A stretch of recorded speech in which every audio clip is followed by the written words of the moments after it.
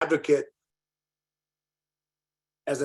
for neighborhoods within the city of Chula Vista.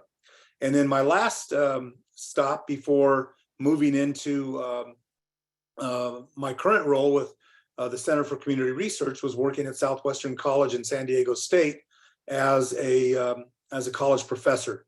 So I would advocate for students through my work as an educator. So advocacy has always been a part of my work. And advocacy, if you think about the word, is something that we've all been doing since the time we were born.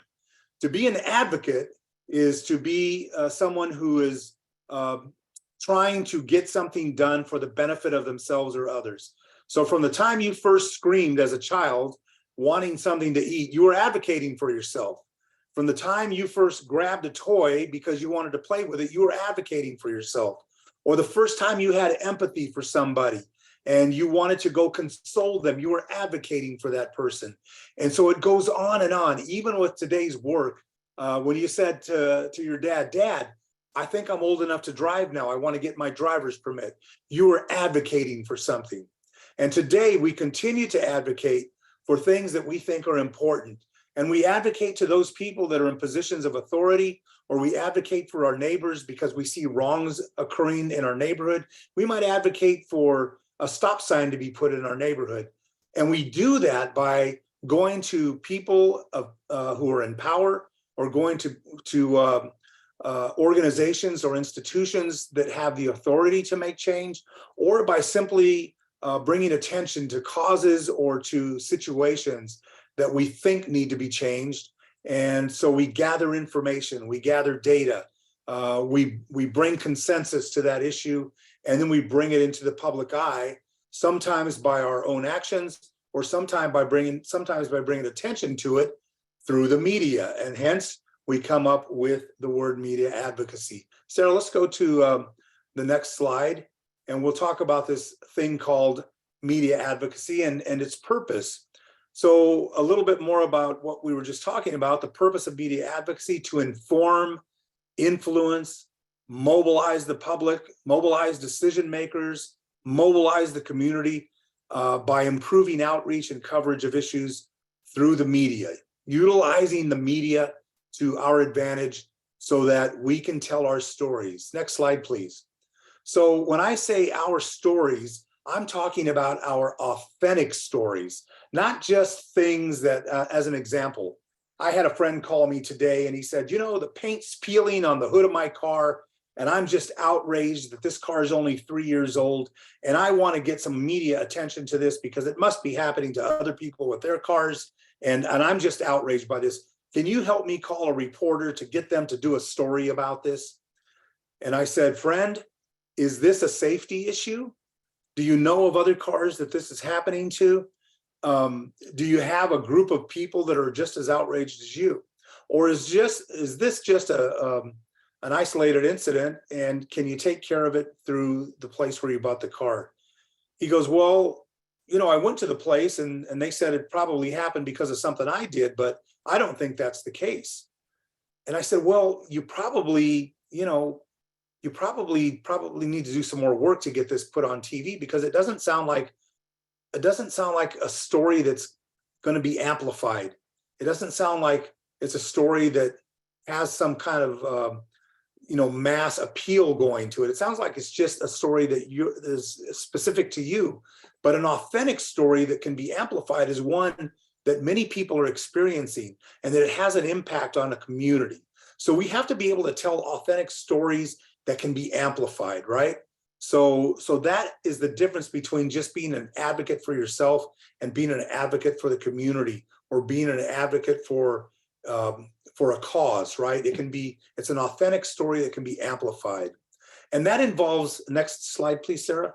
That involves strategy, right? So it has to be strategic. And in order for media advocacy to be strategic, next slide, it has to be on point. So media advocacy efforts must be authentic, right? And all of the work that you guys do is authentic. And I see that it's authentic because you put a lot of time and effort into strategizing it, which is what we just talked about, right? So let's go to the next slide. And in order for things to be authentic, they have to be revealing. They have to be revealing, which means typically they really need to be data driven.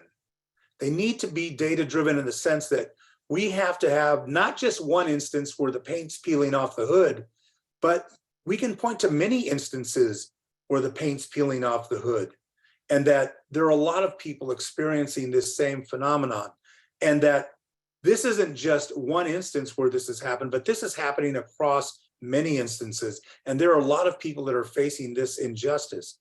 So as an example, today Marla emailed our MPI facilitator, Joe Eberstein, some information that just came out of Colorado that was featured in a newspaper. And the headline was, Colorado State Patrol Chief Matthew Packard said at a Monday news conference that there was a 7% increase in impaired driving fatalities from 2021 to 2022. Why is that important? Because in Colorado, what have they recently made in the last few years legal? Recreational marijuana. So here's the second part of that sentence: 7% increase in impaired driving fatalities, and that crashes involving cannabis increased 51%. That's real data. That's real information that is extremely revealing. Now, can you make an issue or drive a policy change around that data? Can that data be argued with? Can it be changed or twisted to say something else? Not likely, because it's real. These are real incidents that have happened. These are real deaths that have occurred, because there are deaths attached to this statistic. So media advocacy will give you authentic stories, and they'll be revealing stories that are data driven. So key questions that would, next slide please, key questions that'll shape a plan. If you're doing a media advocacy campaign, you're going to shape your stories or your issues or the changes that you want to make around key questions that'll shape your plan. Next slide. So these key questions will frame your strategy. They'll frame your issues. And so just like you frame a house, you're going to frame your issues. You're going to decide how you're going to build your house. You're going to decide how you're going to build your issues. And some of the questions to consider are, what changes do you want to make? What do you want to influence? Who has the power to make the necessary changes that you want to see? Who has to be mobilized to apply the necessary pressure? What does the target audience need to hear or see? What data do you have to gather, or what data exists and needs to be presented in order for you to illuminate the change that you'd like to see made? So in this instance, with the traffic incidents, that data will go a long way in presenting some of the policy changes or some of the restrictions that people may want to see made in Colorado related to impaired driving.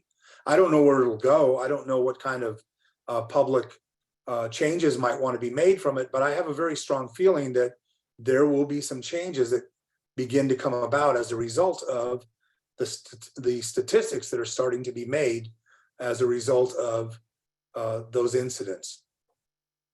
Let's talk about developing media advocacy strategy. Media advocacy strategy, just as we talked about, you start asking questions. You start thinking about the policy context, and then you can start thinking about the media context, right? So when you think about, well, here's the problem. We have a lot of accidents that are happening. Half of them involved cannabis. How can we illustrate that?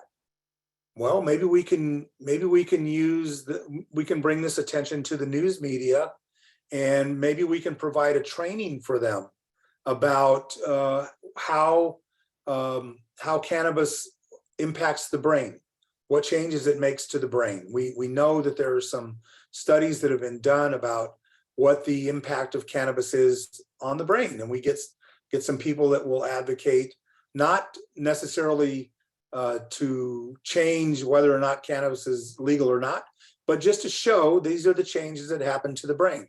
So maybe you make some content related to that and present it to the media, the traditional media. Focus on the issue, not the individuals, right? So you don't make it a fight about politics. You just show the information. You have to decide strategy-wise, what are you going to say? How will you deliver the message? Who are you going to say it to? Who's your spokesperson? So you start asking questions about developing strategy in order to frame your message effectively. Next slide, please. Yeah, that was the one I should have had you scoot up one more. There you go. So your tools for developing framing story content are all of those things that give you that authentic voice. So you might have someone who is the victim of an accident where someone was impaired by marijuana. You find that person who wants to talk about the impact of that crash, or you find someone who smoked marijuana and ended up going to prison as a result, but now wants to speak out against it. Those are the authentic voices that you might reach out to. You might use that local data to help formulate a campaign.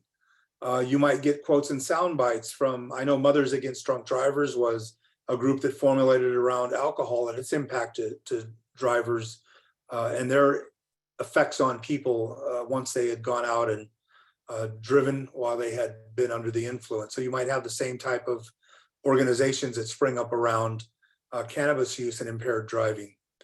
You can formulate charts or visual information boards to use as a tool.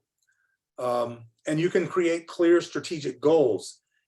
These are the things that we want to accomplish as we frame these stories around these issues. So, and I know I'm going very quickly through these slides, but we're limited on our time, so that's why.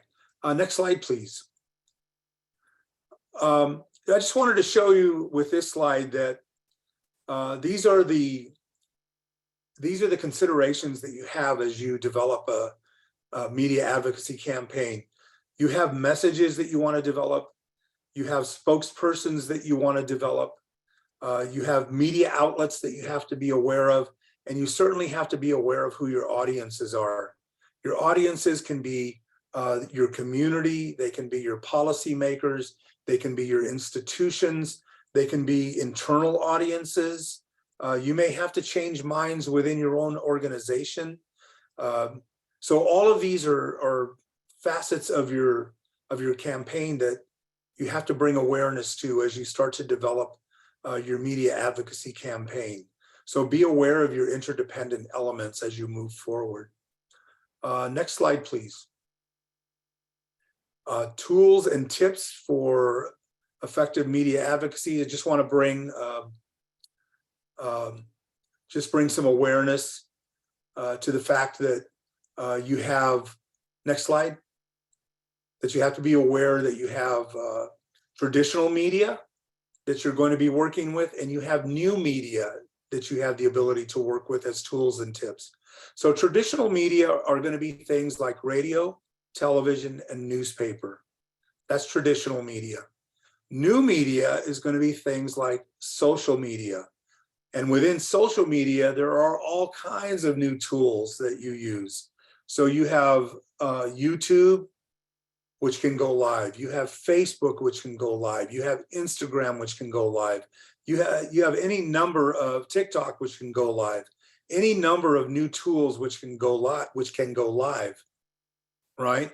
Or any of them can utilize video, either in long format or short format. Any of them can use still photos and or video, right? So you have all of these incredible tools that you can utilize in order to get your messages across. But the trick is to understand how each one of these types of media, traditional or new media, is utilized in the most effective way possible. And this isn't a seminar on how to utilize those media platforms to your best advantage. This is just an overview of what they are for the purposes of media advocacy.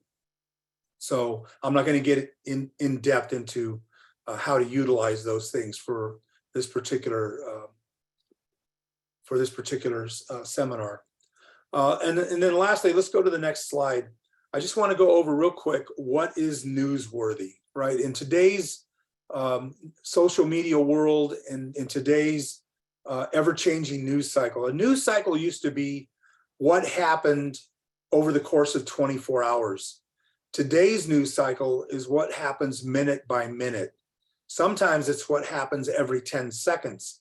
Sometimes we'll get on our phones and we'll get on a news feed and people are literally checking their news feeds every 10 or 15 seconds to see what has just occurred. But the same principles that made news 100 years ago, 200 years ago, still apply today, regardless of how fast the news cycle occurs. The things that make things news are timeliness. In other words, is it happening now? Proximity, how close is it to me? Where is it happening? Salience, is this really important? Is it a need to know thing? Conflict. Even though there's a war halfway around the world right now, Ukraine, believe me, it has an impact on everybody around the world because it has the possibility of turning into something much greater. Celebrity. Is it somebody of some interest who we all want to know about? The comedian, actor, dramatic actor, John Hand, lost up in the Mount Baldy, which is just a couple of hours away, goes on a hiking trip, and now he hasn't been heard from in 12 days. Celebrity, so it has interest to us.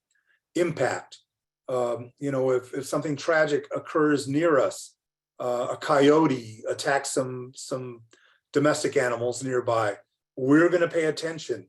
Involvement, wow, did you hear what happened at our local city hall meeting? Human interest, something really cool happened. A man saves a child from drowning. That's human interest.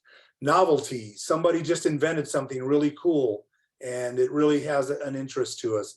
Enterprise, did you hear about the guy down the street that won the lottery, right? So all of these things bring interest or make something newsworthy. And we can use those things through our media advocacy to bring attention to our issues or to the changes that we want to see. Generally, stories that get covered involve at least one of these factors. And news is also covered based on routine. Sometimes going to a city council meeting, bringing your issue to a city council meeting, you'll have reporters always go to city council meetings and they'll hear something that perks their ears up. And it may be you standing in front of your local council people talking about an issue that the reporter really didn't understand the significance of, and they hear you speaking on it, and the next thing you know, they're covering your story. So all of these things bring attention to issues, but you have to be prepared, you have to have it well framed, you have to understand that everybody can be an advocate, and you have to be willing to put yourself out there as an advocate.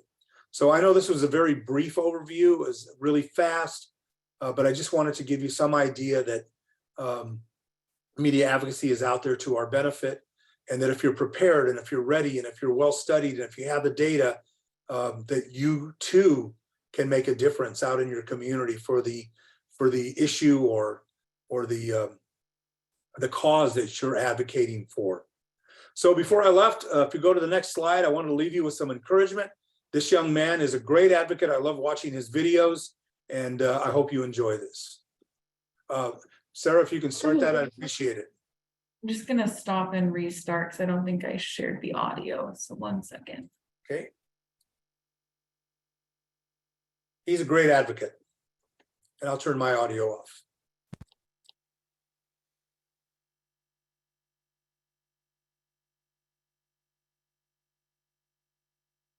I think we all need a pep talk.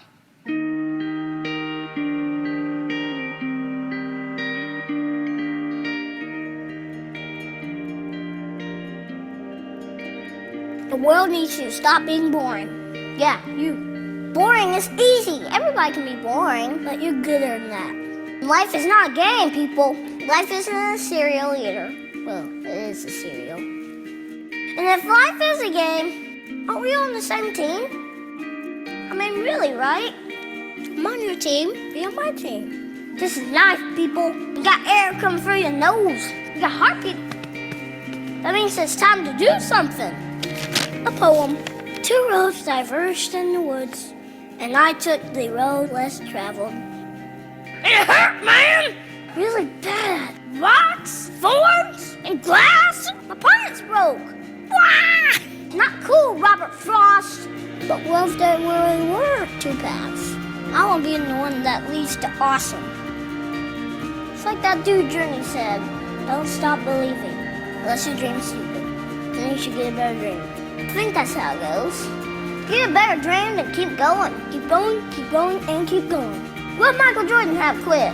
Well, he did quit. No, he retired. Yeah, that's right. He retired. But before that, in high school, what if he quit when he didn't make the team?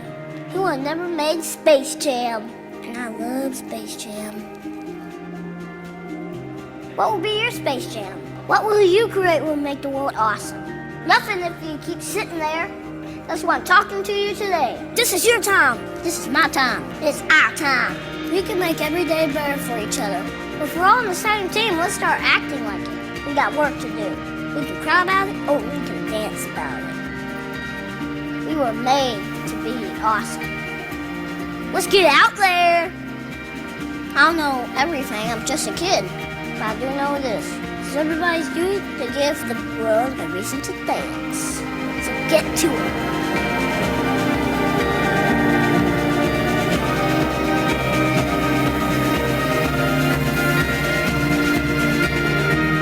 You've just been pep talked. Create something that will make the world awesome. Play ball.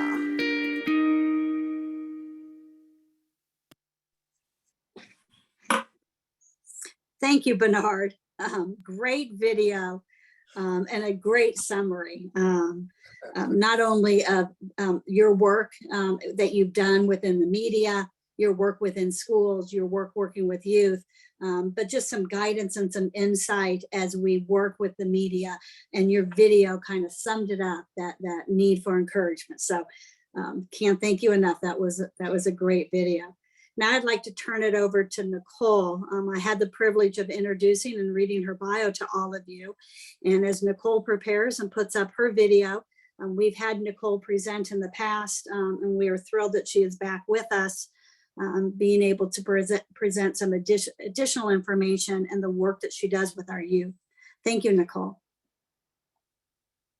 Thank you, Marla, for the introduction. Can everyone hear me okay? Yes, thank you. Okay, sounds good. So my name is Nicole Villa. I use she, her pronouns. And like Marla said, I'm with the County of San Diego and the Live Well San Diego support team. I work on a couple different sectors on our team. So we have an education sector and a youth sector, and I work on both of those. It's a pleasure leading them. And I'm going to be talking about some best practices for engaging youth and some of the programs that we have and some youth-led events and the outcomes of those. So we go to the next slide, please. So first, I just want to give a little bit of background on Live Well San Diego and what it is and how it relates to our youth sector. So Live Well San Diego is a vision for a region that is building better health, living safely, and thriving. And it really brings together individuals, organizations, and government to help all residents in San Diego live healthy and live better lives. So again, it's a collective impact model. It really involves everyone, knowing that together we can accomplish a lot more. So that vision was adopted in 2010 formally. And since then, there's been an incredible amount of work on efforts for residents to be healthy, safe, and thriving. A lot more partners are now involved in the efforts. There are over 500 formal Livable San Diego partners that are part of this vision, which is really exciting. So it was then in 2020 when the youth sector was formally added to the Livable San Diego vision. So during COVID in 2020, a lot of youth were calling into Board of Supervisor meetings and advocating for themselves and asking, how were there ways to meaningfully engage with county government, and just really wanting to raise their voice. And so at the direction of the Board of Supervisors, the youth sector was created. And the goal of the youth sector is to employ and engage youth between the ages of 16 and 24 throughout the region. And the 4 different components are providing opportunities for trainings and professional development, highlighting topics that are relevant to youth throughout the region, cultivating the future of county workforce and young leaders, and informing the development of youth serving programs. And I'll talk a little bit more about some of those aspects. Next slide, please. So briefly, the 2 programs that we have in our youth sector, we have our youth leadership team and our Livable San Diego Equity Ambassador program, which we call LEAP. So the youth leadership team, we're wrapping up our 2nd cohort right now. They end at the end of the month, and then we'll be recruiting for the next cohort. But it's a 10-month program where in the beginning, they have leadership training and professional development. And then during the summer, they have a mentorship and internship, and that's with another county employee. So someone that's working in an area that they're interested in, and they meet regularly with that individual to get more exposure to county government and operations. And then it culminates in some sort of internship project. And then another aspect of the program is engagement on boards and commissions. So in order to engage youth in local government and know how they can use their voice, we want to kind of demystify that process with boards and commissions, because it can be very intimidating for someone to just go to a board meeting. So we've been working with boards and commissions to kind of talk with them about ways that they can incorporate youth voice a little bit more. It could be just inviting youth or having their meetings at a time that youth can attend, all the way to actually creating a youth voting seat, which would be kind of on the farther end of the spectrum, where then there's consistently always going to be a youth on their board. But we also just invite youth to attend boards and commissions so they can get familiar with the processes and kind of learn, again, how they can use their voice. And then the final aspect, which I'll talk a little bit more in detail, is our youth-led town halls. So we just wrapped those up earlier this month, and we had 3 town halls, and they were all completely youth-led. Youth identified the topics, they coordinated everything, and it was really amazing outcome. So I'll talk more about that. And so on our team, we have 2 youth sector coordinators that are really overseeing the day-to-day process, and then 15 youth leaders. And then on LEAP, so this is a newer program, and it's all about developing and disseminating educational materials and social media content, addressing social and health disparities impacting youth and young adults. And it's for youth by youth, because the youth are identifying the topics that they want to promote and then coming up with that content. We're still building out this team, but the goal is to have 5 content creators that are making the content and 10 equity ambassadors that will then take that content and disseminate it to their networks to kind of have a wider reach on the topics. Next slide. So as we're talking about youth engagement, something I want to share is something that we use in our youth sector, which is this model of youth engagement. We came across this when the youth sector was being developed, and it's really helped us kind of guide our activities. So you can see there's these different rungs of a ladder, and at the bottom there's tokenism, or even just having young people maybe consulted on something. So at least you're getting their input, but maybe you're not doing anything with it. So what we've really been striving for is trying to hit the rung 7 and 8, which means that young people are leading and initiating action, and they're also making decisions alongside adults. So some ways that we've done this, which again, I'll talk a little more about, was with our town halls. The youth identified the topics that they wanted to have, and they were then going about implementing it, finding speakers, panelists. And then similarly in LEAP, the content creators are really the primary decision makers for choosing those topics and the material that they create. So they're able to then use their creativity and their lived experience And they also really are connected with the needs of the community. So they're the experts and they are the ones engaging their peers. So this is something that has helped us and kind of a good reminder. And next slide.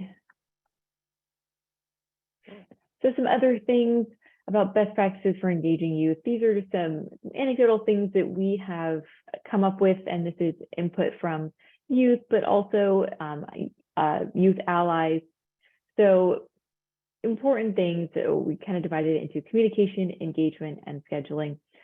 So with communication, whether it's a one-on-one interaction or whether it's a youth on a larger team, it's important to establish the program goals, expectations, and methods of communication. Youth also appreciate regularly scheduled check-ins, but check-ins that work for their schedules.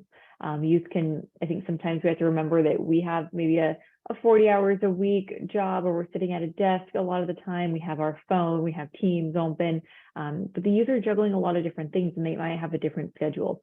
So also communicating what is their preferred method of communication, and being open so that so the communication is really maximized.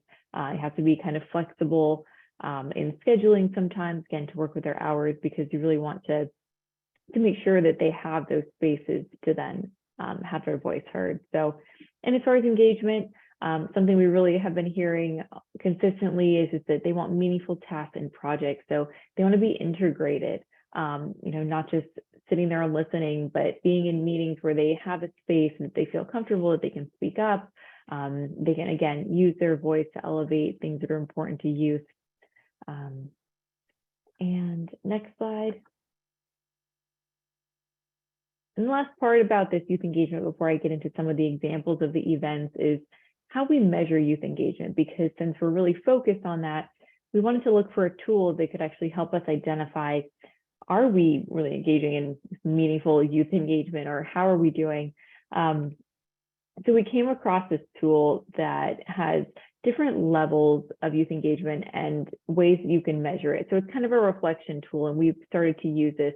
So there's a youth level, the program or organization level, and then the enabling environment level.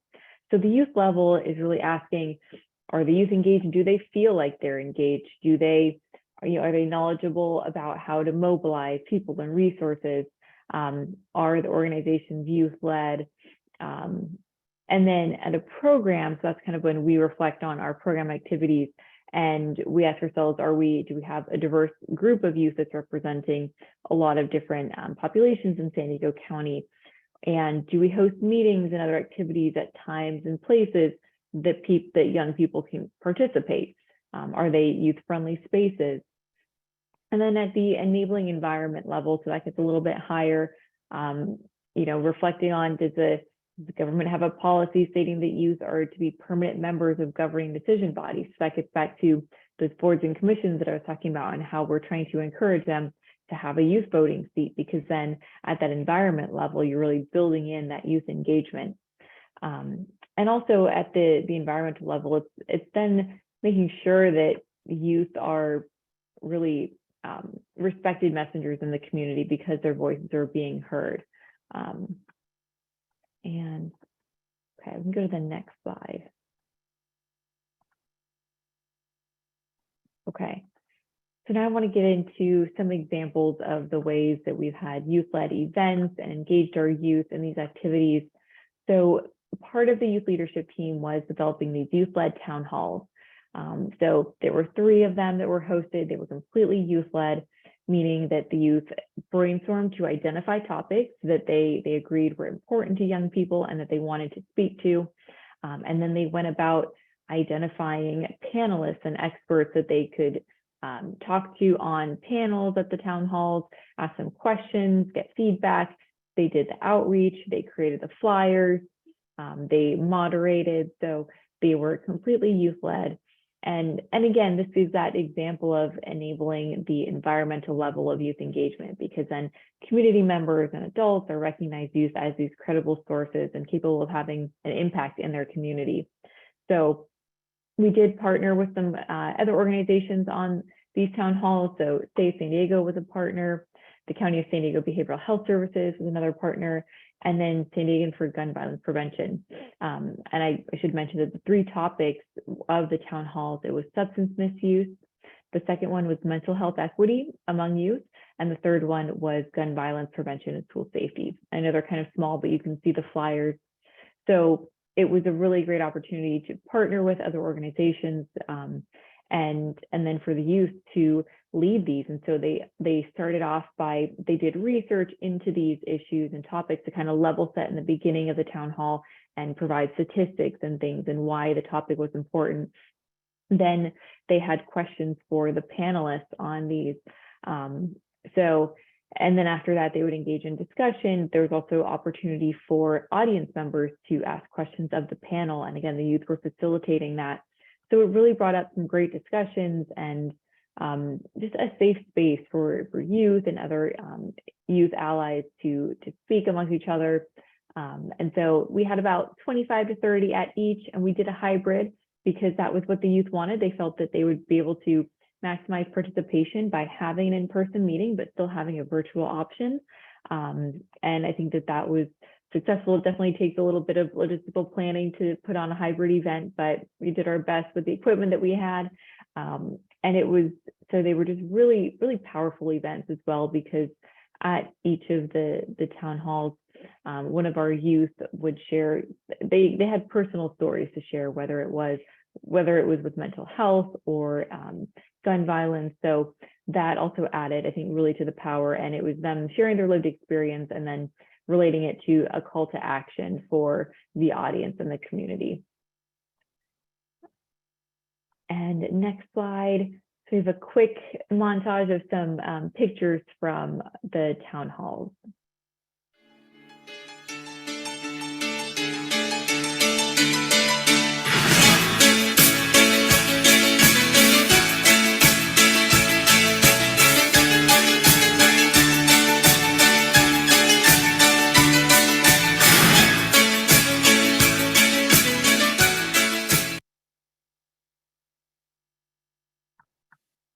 Okay.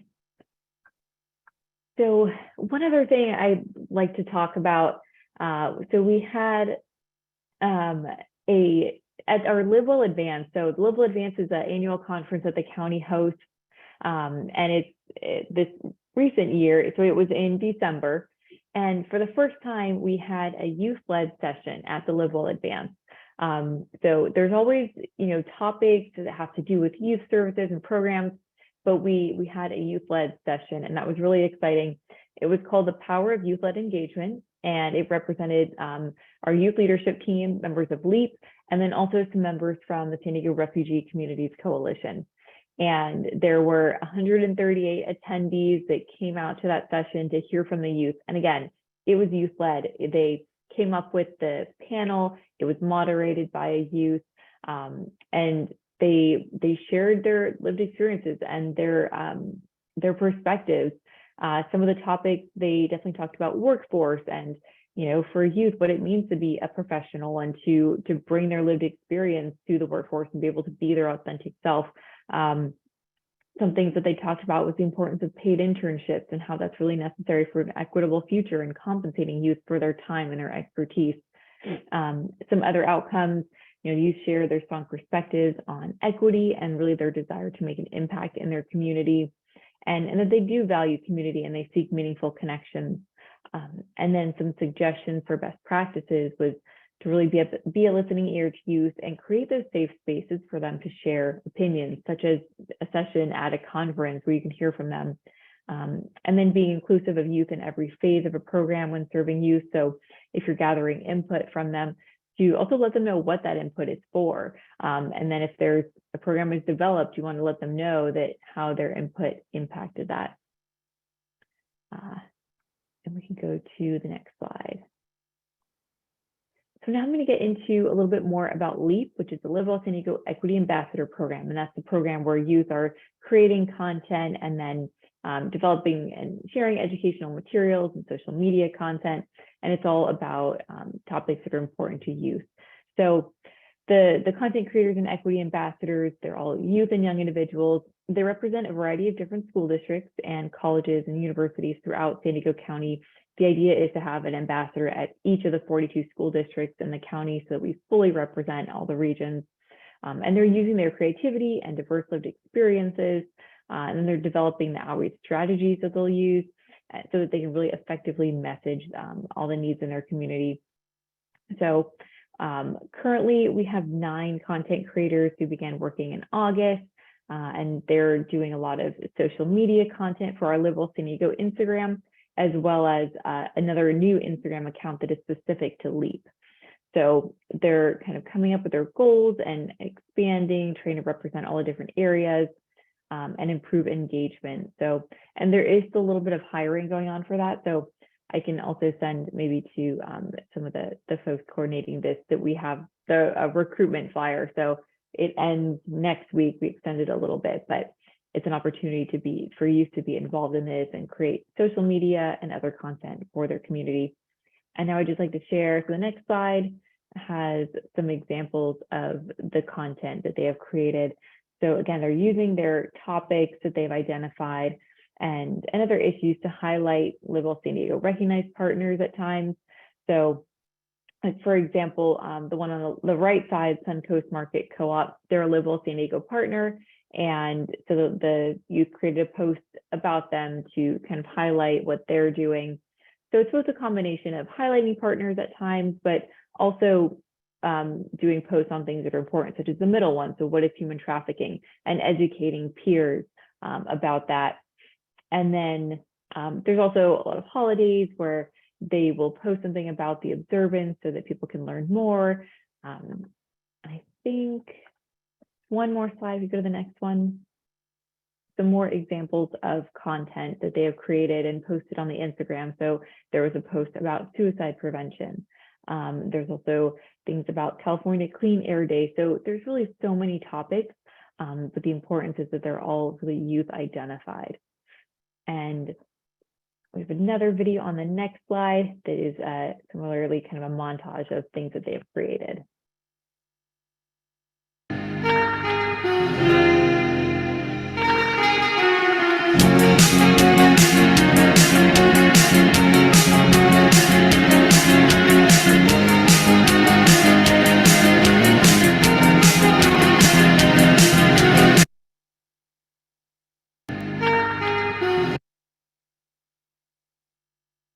Thank you.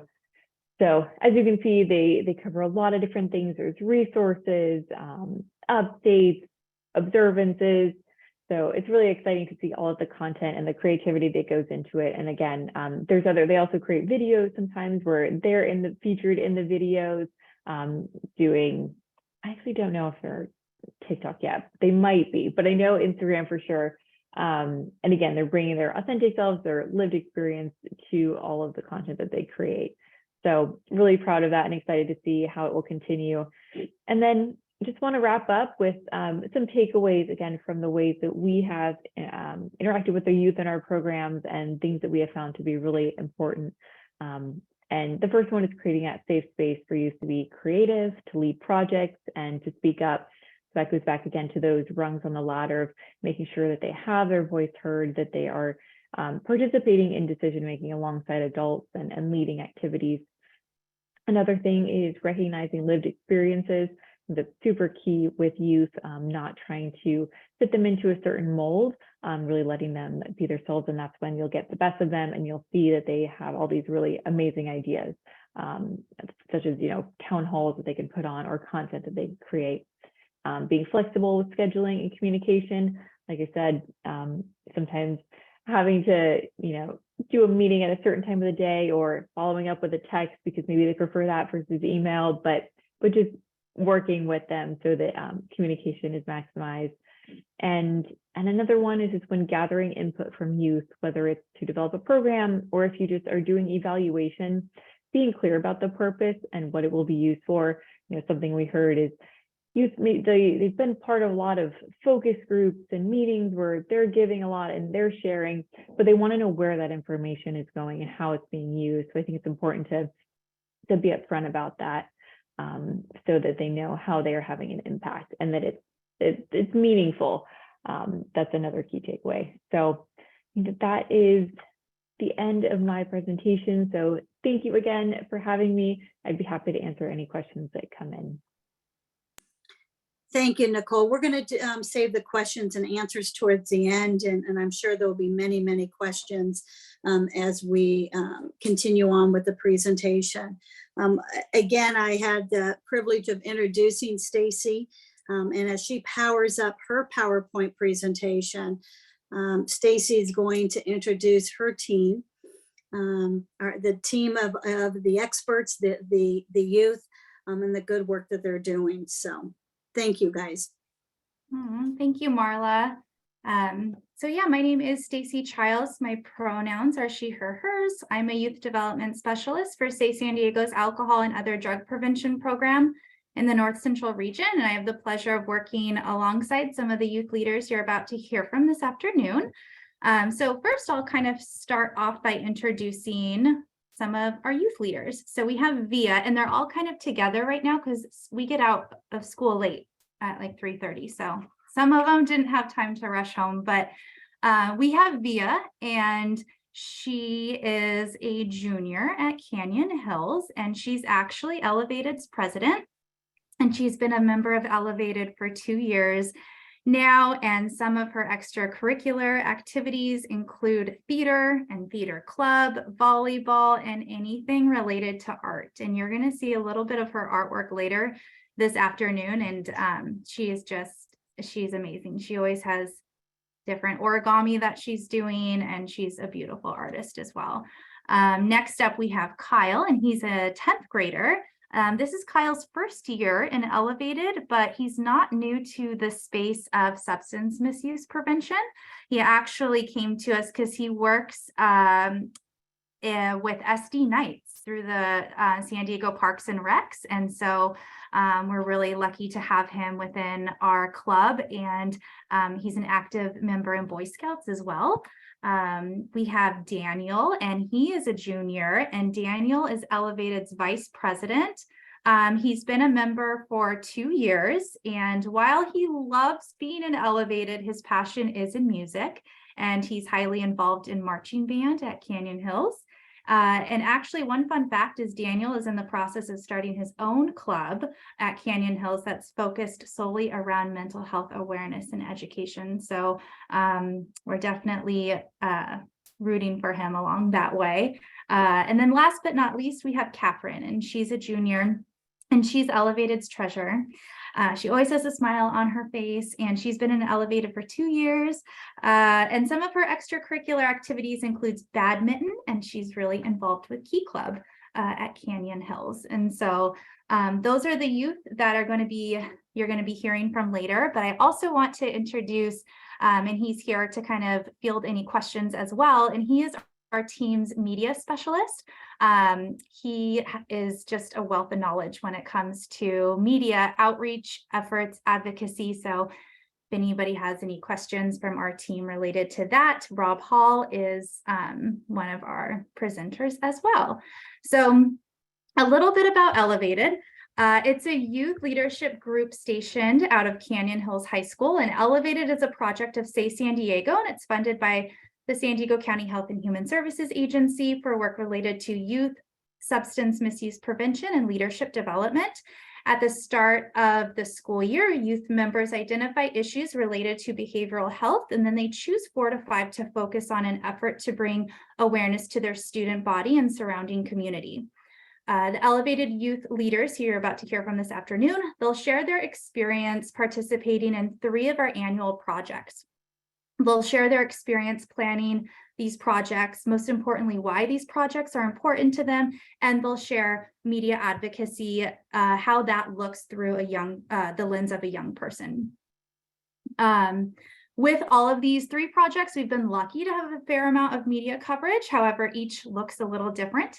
All of the projects involve valuable components that contribute to effective youth media advocacy, which you kind of already heard from the earlier today. But just to reiterate, creating a visual with data for your cause, whether that's a flyer, photo, or actual campaign, enhances the message that you're trying to gain visibility with. But most importantly, developing youth and adult partnerships where you engage the authentic youth voice in developing the messages, programs, or policies helps to increase the youth's belief that they can make a difference. So we're going to dive right into this. We're going to first talk about sticker shock. And sticker shock is a collaboration with MAD, and that's the first project we're going to look at today.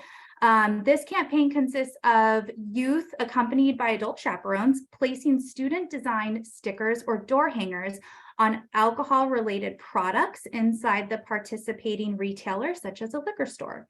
The purpose of Sticker Shock is to raise public awareness about the minimum drinking age law by placing the stickers on alcohol products, reminding customers that it's illegal to purchase or provide alcohol to anyone under 21 years old. Now, we intentionally choose to organize this campaign around the holiday season for media purposes. Not only is December National Impaired Driving Prevention Month, but we know the holiday season is a time of celebration where more alcohol consumption takes place. And within our messages, we emphasize that twice as many drunk and drugged drivers deaths occur during the holidays compared to the first part of December. So all of that is taken into account when we develop our campaign. So right now we're going to show a brief news clip of Sticker Shock, and then you're going to hear from Kyle, who's going to share his experience with this campaign. Local high school students teamed up with Country Wine and Spirits to prevent underage drinking. The students go to Canyon Hills, and today they work to put signs up on the bottle at the liquor stores with preventative messages reminding adults not to buy from minors. Students are out of school and others have some time off work. There are lots of parties, from small family gatherings to big events. Most people spend some time with their families. That gives parents a chance to talk with their kids about underage drinking. Research tells us that even during the teen years, parents have a big impact on their children's behavior. Having talks about alcohol can stop your teen from starting to drink. And the students said that they're doing this because December is National Impaired Driving Prevention Month. The CDC says that every day 29 people in the U.S. die in car crashes involving drunk drivers.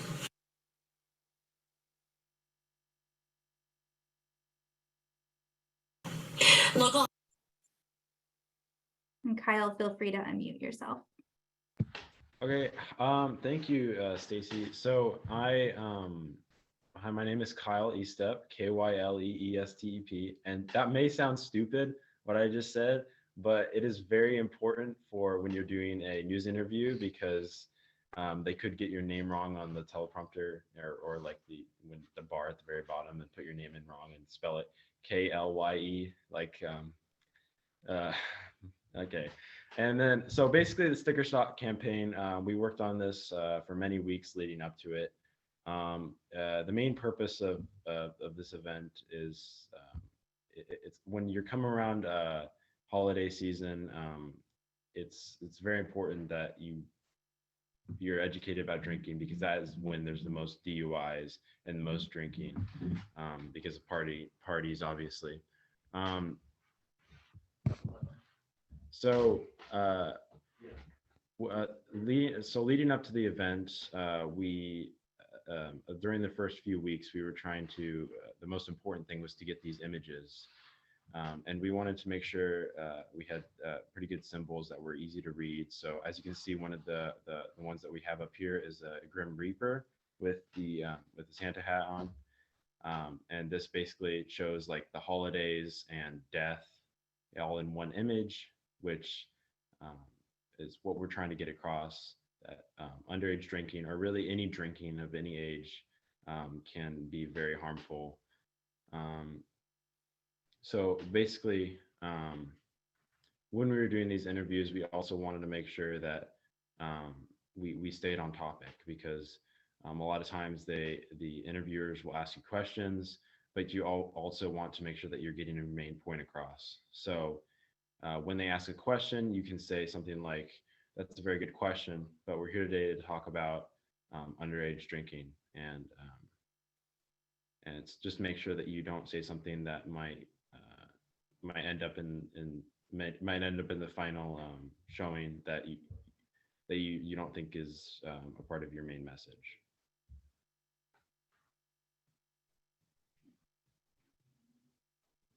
Thank you, Kyle. Go to the next slide.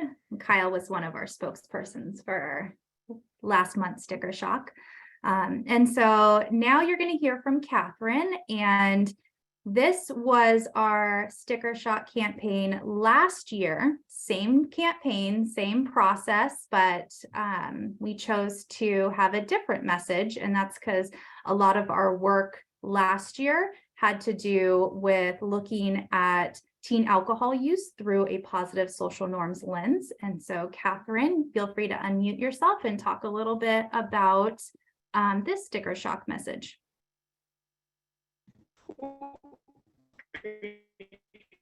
Hi, my Catherine. So last year, our main focus for this campaign was a lot of social norms and teen alcohol use.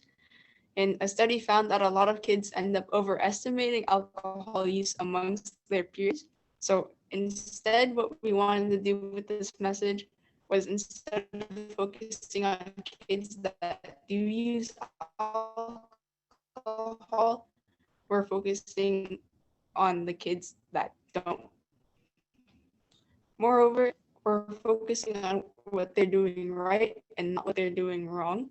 So during our sticker campaign, we used this approach and made parents our target audience. Through a survey of about 200 youth, over 70% were able to report that their parents talked to them about alcohol usage. And we simply just wanted to celebrate all of that information.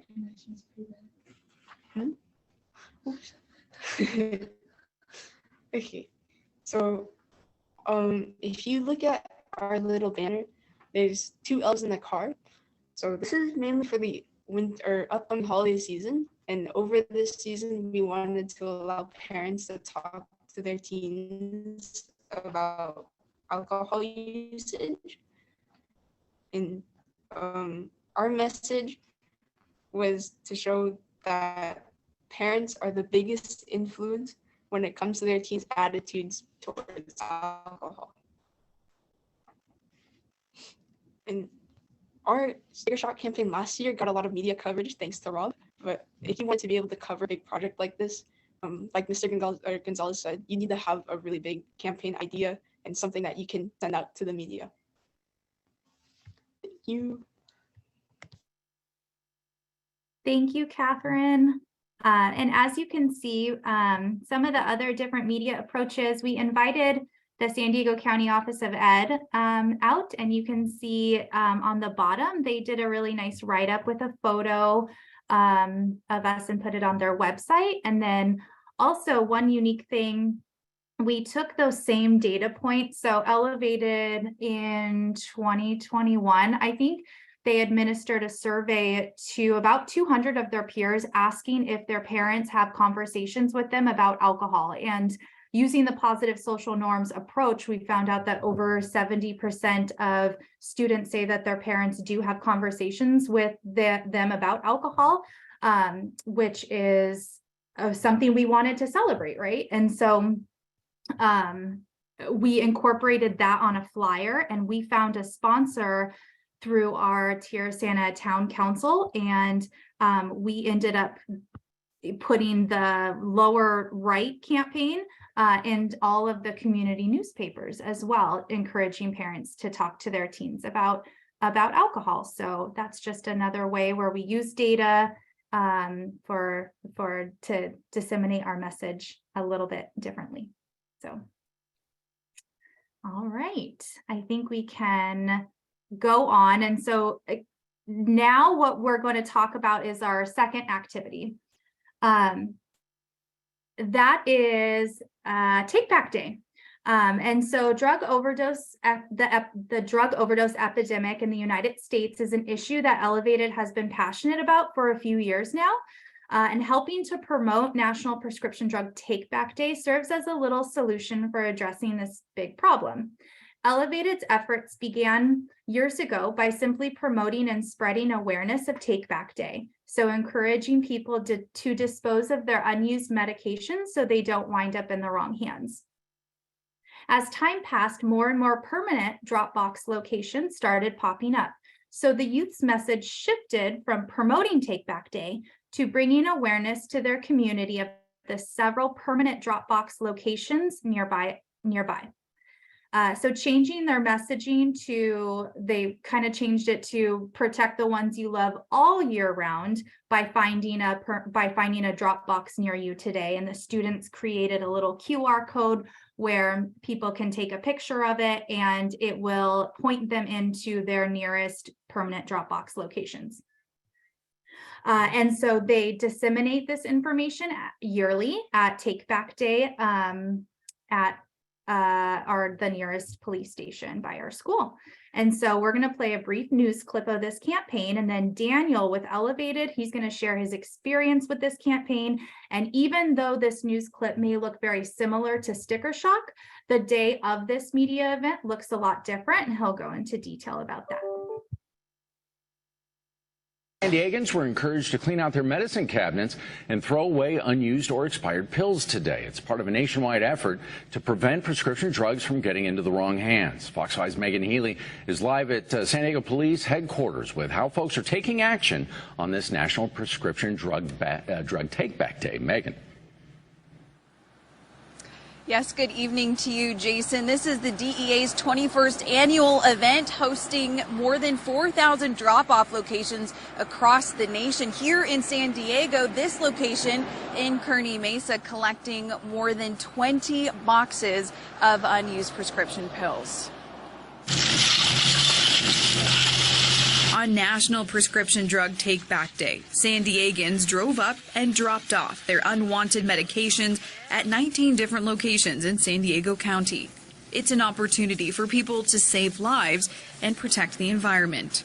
Do the best that you can so that the drugs are not getting into the wrong hands. According to a report published by the Substance Abuse and Mental Health Services Administration, a majority of people who misused a prescription medication got the drug from a family member or friend. You don't have to worry about them being in the hands of someone, whether it's a family member or not, whether it's a neighbor, whether it's someone who's breaking in your house. But if you drop them off here, it gives you an opportunity so we can get rid of them for you. This Canyon Hills High School senior joined the DEA's office and the San Diego Police Department Saturday to bring awareness to teen substance abuse. As a young age, you want curiosity and you think you're invincible when in reality you're not really invincible.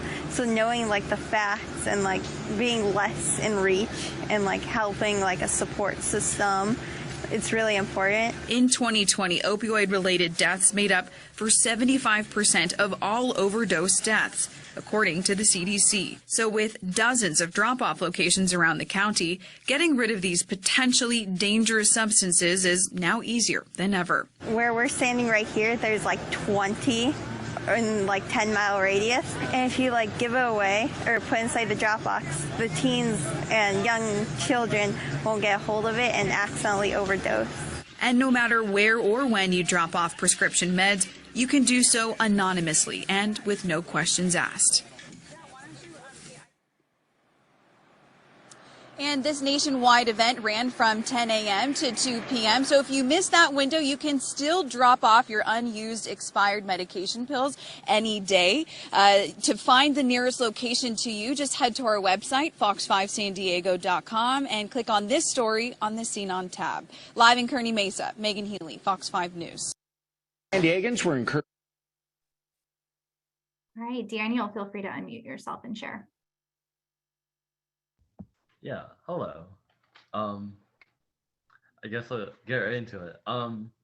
So Sticker Shock was, our campaign, our message was to just spread the awareness of these drop boxes, not only during Take Back Day, but the ones that are always up at local pharmacies and such, that you can just dispose of your expired or unused medicine.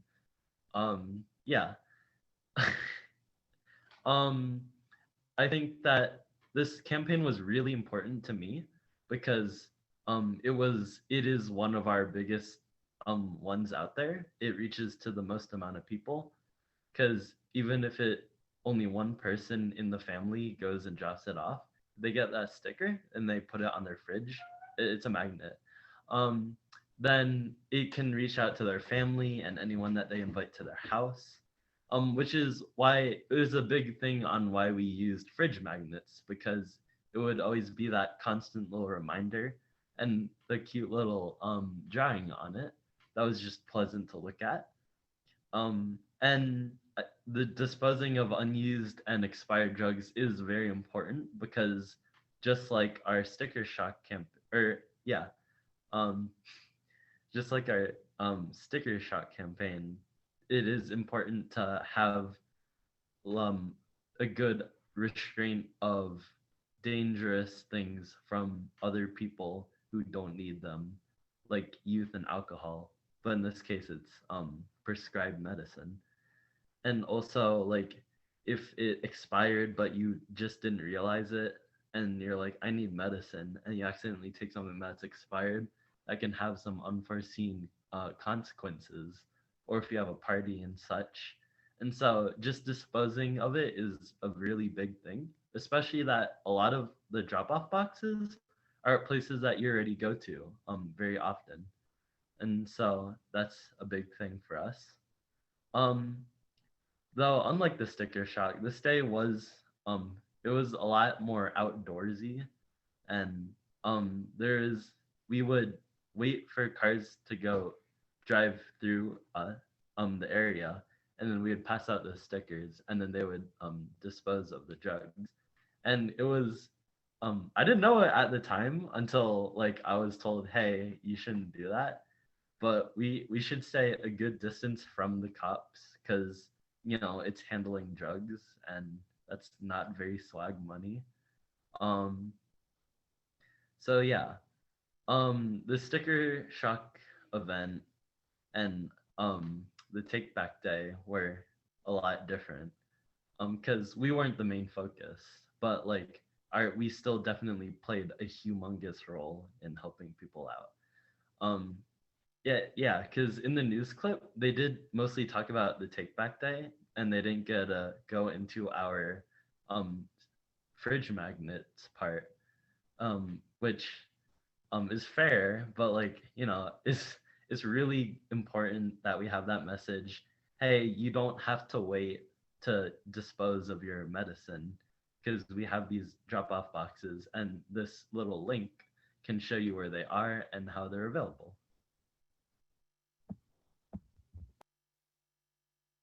Great job, Daniel. And great job sharing how these two media events look a lot different. And this wasn't, 1 year we decided, hey, we're going to help out. I'm going to bring, a bunch of high school students and help out with Take Back Day. So it was a process that kind of happened over time. We slowly started building a relationship with the RSVP, the Retired Service Patrol folks. And we first off kind of did a project with them. And then after that, after just building that relationship, we built a relationship with the CRO and then kind of made our way into participating in Take Back Day. So it definitely didn't happen overnight, but it's definitely an event that the students look forward to. And as you can see, a lot of our campaigns are artwork, and you're going to see from Via too, that a lot of artwork goes involved. And we found out, I think through the last like 3 or 4 years, the group of students that we have this year are just an amazing artist, and that's where their strength is. And I think especially with engaging youth, kind of finding out where their passion lies and where their strengths are, whether it's speaking, whether it's art, whether it's video editing, and then utilizing that with all of the amazing efforts that your group does. And so that's why you kind of see a lot of artwork within our campaigns. So again, thank you, Daniel. And we're going to highlight the last project of Elevated, and that is very similar to the town hall events that you just heard of, but this is called What I Wish My Parents Knew. And What I Wish My Parents Knew is an action team of the San Diego Military Family Collaborative. What I Wish My Parents Knew forums are a collaborative effort among youth, families, service providers, and the community. The goal of these forums is to bring youth and their parents and caregivers together to talk about often tough to talk about topics and provide tools to help continue to strengthen families.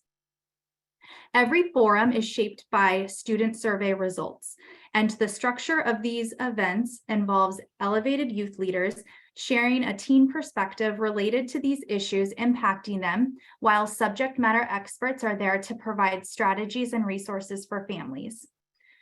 Topics covered have been distance learning, life after high school, handling stress, the link between mental and physical health, online safety, and many more.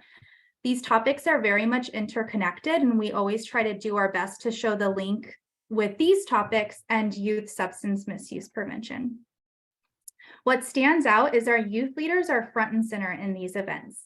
So they create the artwork and marketing. They help us identify the topics. They create videos, sharing their perspective and introducing the topic of the forum. They also serve as panelists and facilitators of much of the event.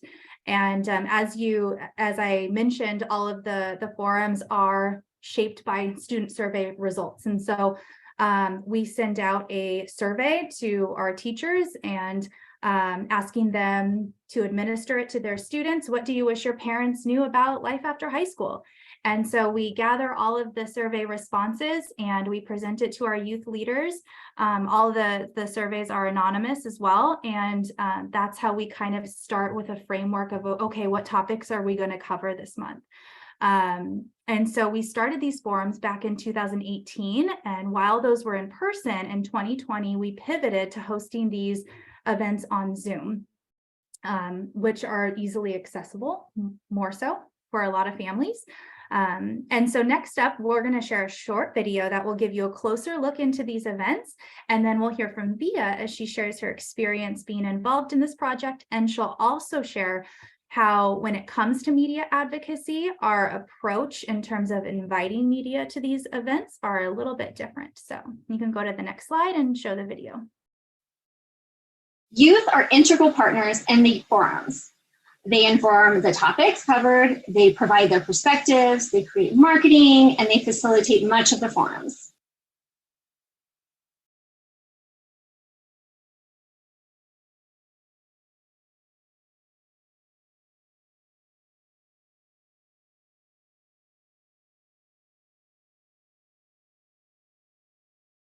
What I Wish My Parents Knew is a great way to communicate what your thoughts are on different issues that are going to be plaguing the world right now. And it's a great way for you to feel like you're being listened to and like you're a credible speaker on the subject, because even though we're teens, a lot of people will try to discredit us on what we think about certain issues. But what I Wish My Parents Knew we're listened to, and you'll feel like you have a voice.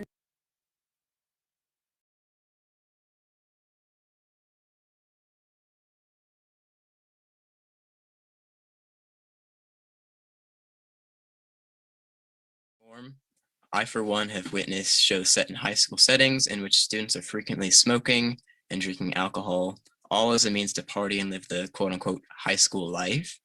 And this is misleading for various reasons, as these shows are purely for entertainment, yet they showcase substance abuse and addictions, which gives the impression that drug and alcohol use is normal in teenage lives, when it's not. Well, the What I Wish My Parents Knew forums, I had a great opportunity to be on a panel as a student to share my experience as a teenager with mental health and different struggles that I face as a high schooler, and then to learn alongside the parents from the subject matter experts about a lot of cool things that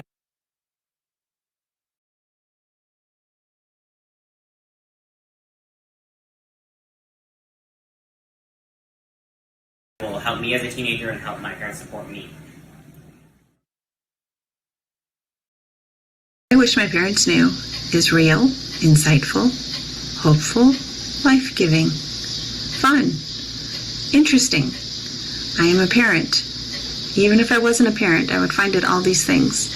I am Jen with Military Child Education Coalition, and I have been going to the meetings and enjoying the kids on What I Wish My Parents Knew for the past year. And if you haven't been part of it, I highly suggest it. These kids are awesome. They are incredible.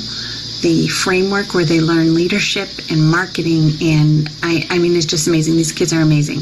They are the future, and I am very hopeful for our future. So if you have not been part of What I Wish My Parents Knew, jump on board. I had to end with her. It just shows Youth are integral part.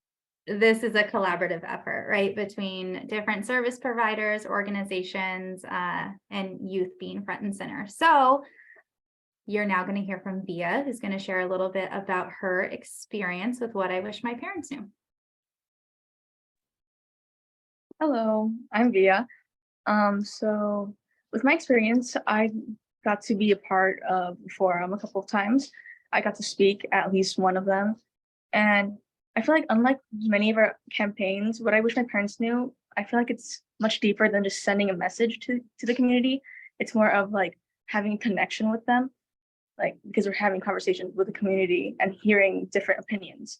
And personally, it's important to me because I want to be able to open up with adults and parents and like be able to have these tough conversations. And what I hope is that parents, when they're a part of this, that they realize that sometimes there are conversations that their kids want to talk about, but they just don't know how to start it. So then this forum also helps formulate that. And what I wish that youth takes away from this is that you could be open with any adult if you are having issues or like just need someone to talk to. And also from this event, like I hope that youth gets to know that their perspectives are valid and that they are important to building community.